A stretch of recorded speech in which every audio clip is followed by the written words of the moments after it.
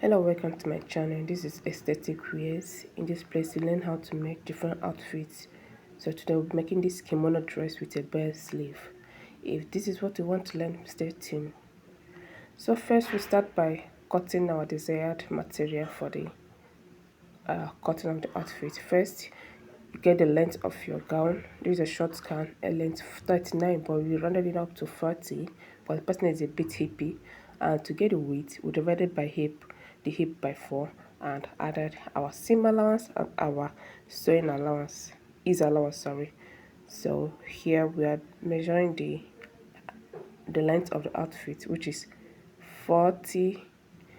Yeah, and then we rounded it to 42 because 2 inches will be used to fold the 2 inches will be used to fold the hem allowance. So that is it. And after that, the next thing is to roll it. You join the whole lines together, the dotted line together.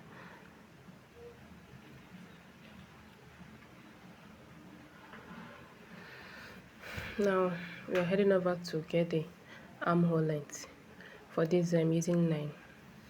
So you measure from your shoulder to towards that your chest line, we get 9. And when you get 9, you mark it, you roll it.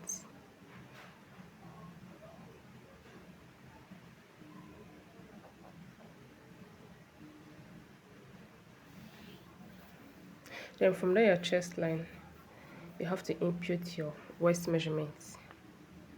Your waist measurement for this particular outfit, I am using waist 17 and a half. Yes, 17 and a half. This person's underbust is 15, but we don't need underbust, so we're getting the length of the waist, which I'm using 17 and a half for it. The next thing to put is the hip line. The hip line is 24. So to get your hip line, use 24.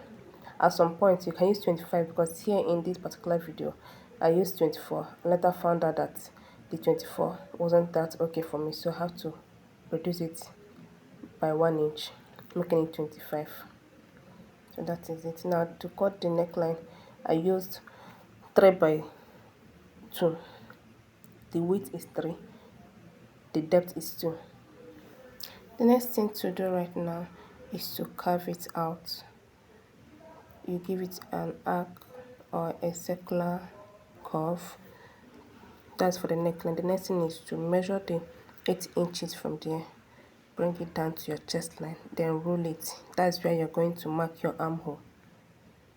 So after that, you have to reduce 1 inch from that shoulder downwards, then connect it to your neckline. Give it a slanted line. The next thing is to put your chest measurement. For this person, her bust is 48.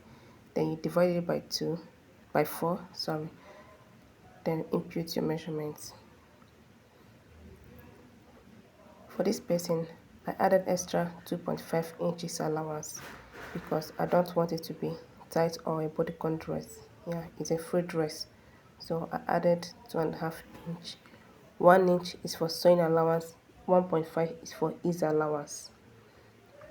And for this person's waist, her waist is 38, so I divided the waist by 4, and whatever it gives me is what I'm putting there. For your own, you can do it the same way. So it gave me 9.5, which is what I added, plus extra 2.5 inch. And for the hip line, I divided the hip by 4. Her hip is 51, it gave me 12.5, then plus 2.5 extra allowance. You can see what I'm doing right here. And I measured it through whatever that is there. I'm bringing it down to the hemline because I want it to be a straight part and not a triangular or a bit flay downside. I just want it to be a straight down. So I took the same measurement from the hip, the entire measurement including the seam allowance, and then I brought it down to the hem allowance. The next thing is to start rolling it. So I'm going to connect the whole lines. Connect the whole lines together to give it our desired shape.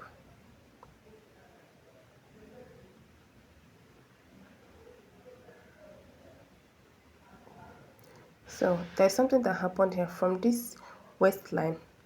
After joining the hip to the waist, I found out that the curve there is so deep. So I needed to bring it down small because I will be adding loops to it. It has to have a rope that will be tied at the back. So I brought that 1 inch, added 1 inch to the allowance, making it 3.5 so that that place will be a bit free. I don't want it that, and the curve will not balance because the curve was so deep. I don't want it that way. So I added it 1 inch. The waistline now turns out to be 3.5 instead of 2.5. And then I connected it to the hip and to the chest line.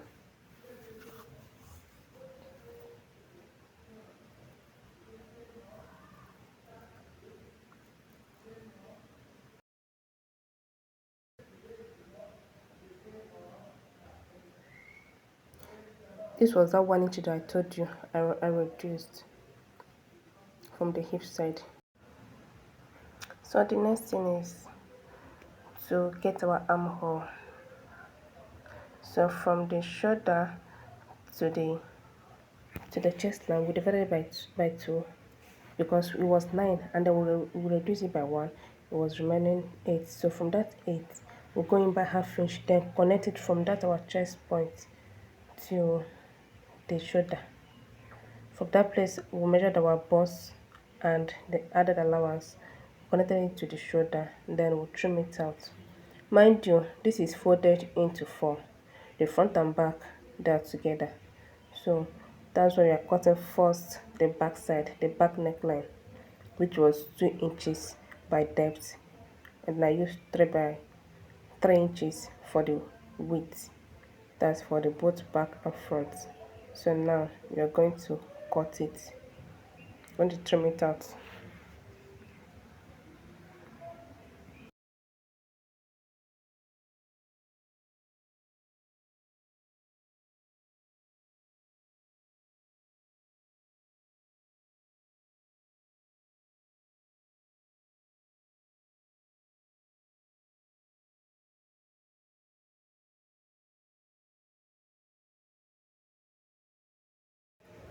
So after trimming it out, the next thing is to separate the front from the back so that we can cut through the front line because the front line has a black crepe in between that is giving that kimono vibe there. So we need to remove the back side. So that's it. And the front side, we're marking 3 inches or through from the neckline down to the hemline. We'll be marking 3 inches or through.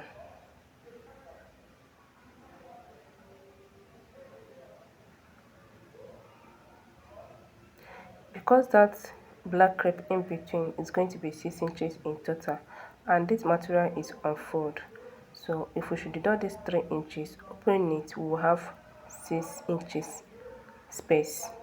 So we'll replace that space with the black crepe. So this is just all you have to do. Just mark out that 3 inches and join it together.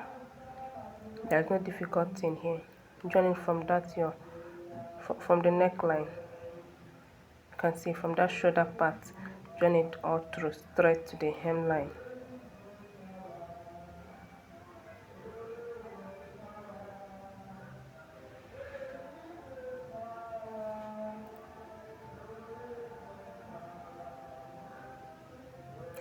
But to do voiceover no easy. Like, please, I don't know how you see the voiceover, but just manage it that way.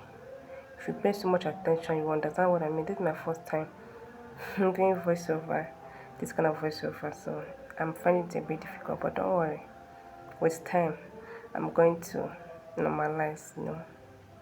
This is a new channel. Please, to help me grow in this page, try subscribe, like, comment, and turn on the notification button so that whenever I post, you'll be able to receive it. Don't worry, you will love my teaching. The only thing is that this content creation of a thing is actually dealing with me right now, but don't worry. If you pay so much attention, you will understand what I'm doing. You understand it. Now I promise to do better in the next voiceover that I'll be doing.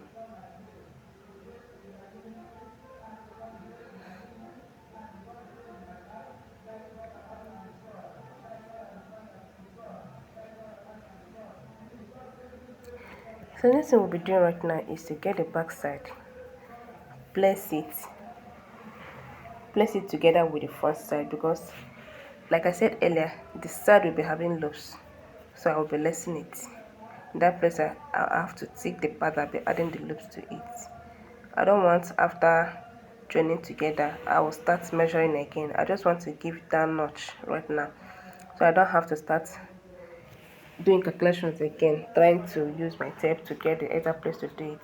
What I would have to do here is to measure from the waistline, which is at 17 and a half.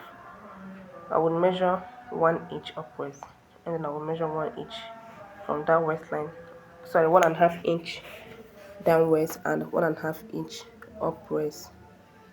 Then I will tick it. I'll use my scissors and notch it. So look at what I'm doing right now.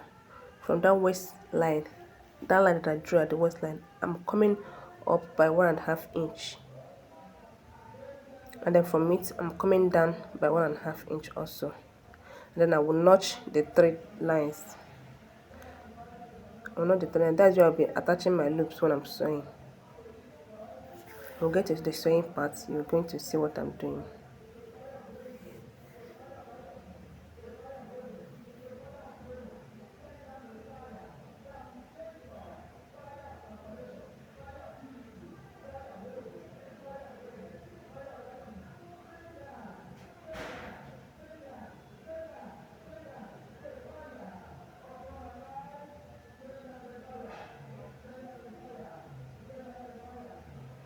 So we are done notching it. The next thing is to open it up, and then you see how to attach it. Firstly, if you want to start sewing, you have to first of all attach the shoulders together. Let the good side be facing the good side, the good front side face the good back side. Then attach shoulder to shoulder. Join the shoulder first, because the shoulder is the first thing to join. That is where we'll be taking our measurement for that kimono design that we want to give it. So we'll go to